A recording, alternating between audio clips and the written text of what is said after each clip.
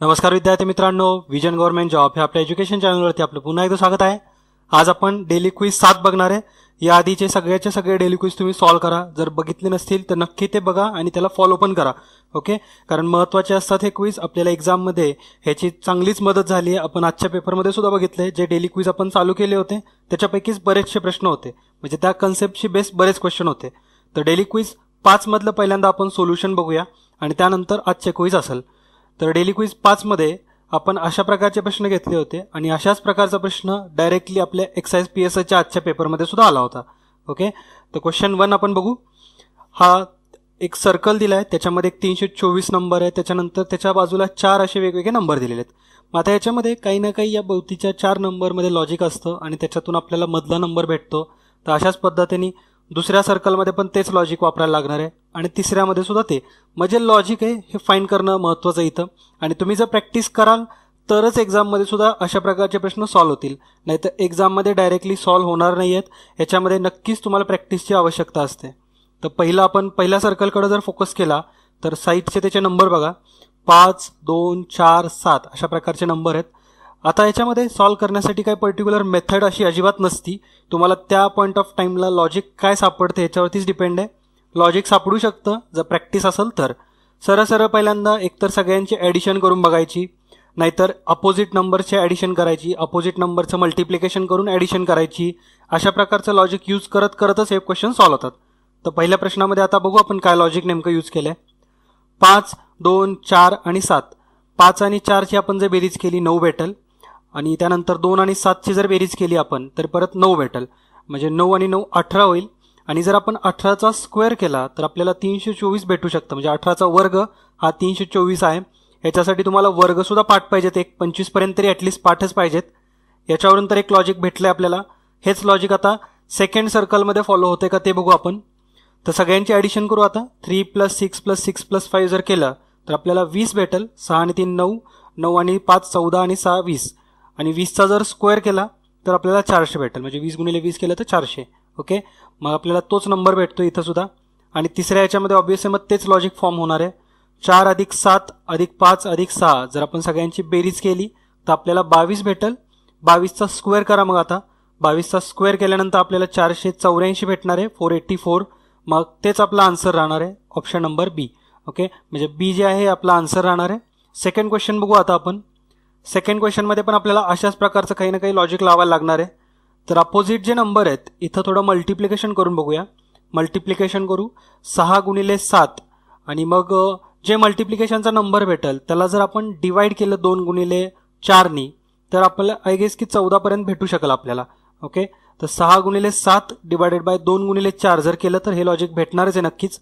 त्यामुळं 4 × 8 खाली छेदामध्ये 8 असेल, वरती जे 16 आहे अंशामध्ये त्याला ते डिवाइड करेल तर 2 × 7 फक्त वरती राहील, ते म्हणजे 14। ओके, त्याच्यामुळे आपल्याला मधला नंबर भेटतोय त्या लॉजिकनी।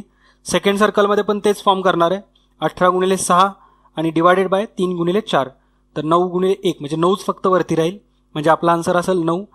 थर्ड सर्कलमध्ये पण तेच लॉजिक फॉर्म होणार, म्हणजेच 20 × 9 डिवायडेड बाय 5 × 4।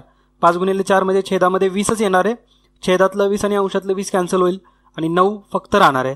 त्याच्यामुळे जे सेंटरमधला अननोन आहे तो आपल्याला इथं 9 भेटेल, म्हणजे आपला आन्सर राहील D option. Okay, question number 3 आता सॉल्व्ह करू आपण।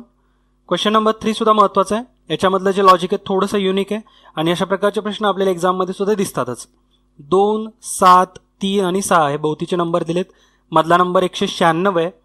आपण 2चा स्क्वेअर करून 3चा स्क्वेअर, 6चा स्क्वेअर आणि 7चा स्क्वेअर यांची जर ॲडिशन केली तर आपल्याला किती भेटेल आपण अंदाजे बघूयात। 2चा स्क्वेअर 4 आहे, त्यानंतर 7चा स्क्वेअर 49, 6चा स्क्वेअर 36 आणि 3चा स्क्वेअर 9, यांची ॲडिशन केली तर आपल्याला नक्की 98 भेटेल। 98च्या दुप्पट कराल तर आपल्याला 196 भेटू शकतं। तर मग हे लॉजिक आहे याच्यामध्ये की 2चा स्क्वेअर त्यानंतर 3चा स्क्वेअर हे सगळ्यांची ॲडिशन केली साईडच्या नंबरच्या स्क्वेअरची, आणि फायनली त्याचं जर दुप्पट केलं तर आपल्याला मधला नंबर भेटतोय। सेकंड सर्कलमध्ये पण तेच लॉजिक फॉर्म होणार आहे। 3 ² 9 + 25 + 81 + 16, मग ह्याची ॲडिशन केली तर आपल्याला 131 भेटेल। 131च्या दुप्पट केलं तर आपल्याला 262 भेटणार आहे। ओके, आणि आता थर्डमध्ये तेच लॉजिक आपण अप्लाय करू। 8चा स्क्वेअर त्यानंतर 3चा स्क्वेअर, 11चा स्क्वेअर आणि 5चा स्क्वेअर, 64 + 25 + 121 + 9 हे केल्यानंतर आपल्याला 219 भेटणार आहे. 219चे आता दुप्पट करायचं आपल्याला फक्त. 219च्या दुप्पट केल्यावरती 438 भेटेल. तर हे काही जे आपण क्वेश्चन घेतले होते हे सर्रास एक्झाममध्ये विचारतात अशा प्रकारचेच क्वेश्चन होते. हे लॉजिक जरी तुम्ही सगळे लक्षात ठेवले तरी एक्झाममध्ये अशा प्रकारचा प्रश्न तुम्ही टॅकल करू शकाल. ओके, क्वेश्चन नंबर 4 आता बघू. क्वेश्चन नंबर 4 मध्ये सुद्धा आपण काही ना काही लॉजिक यूज करूया. आता याच्यामध्ये एक थोडा युनिक टाईप आहे हा. याच्यामध्ये तुम्हाला अपोजिट नंबर्सचे ॲडिशन करायची आहे आणि जे दुसरे अपोजिट पेअर असेल त्याच्यातून ते मायनस करायचं. म्हणजे अपोजिट एका पेअरची ॲडिशन आणि दुसऱ्या पेअरची पण ॲडिशन करून दोघांचं सबस्ट्रॅक्शन करायचं आहे. म्हणजेच कसं 78 अधिक 49 वजा 64 अधिक 25 म्हणजे 127 वजा 89 केल्यानंतर मधला नंबर आपल्याला 38 भेटेलच. त्यानंतर दुसऱ्या सर्कलमध्ये पण सेम 54 प्लस 36 मायनस 25 प्लस 16 म्हणजे 90 मायनस 41 इट विल गिव्ह 49. आणि थर्ड सर्कलमध्ये पण तेच लॉजिक यूज करा. 25 plus 42 minus 16 plus 9 so 67 minus 25 ह्याच्यातून जर वजाबाकी केली तर आपल्याला 42 भेटणार आहे. म्हणजे आपला आन्सर राहील सी ऑप्शन. तर बऱ्याच जणांचे चारीचे चारी प्रश्न बरोबर आले होते.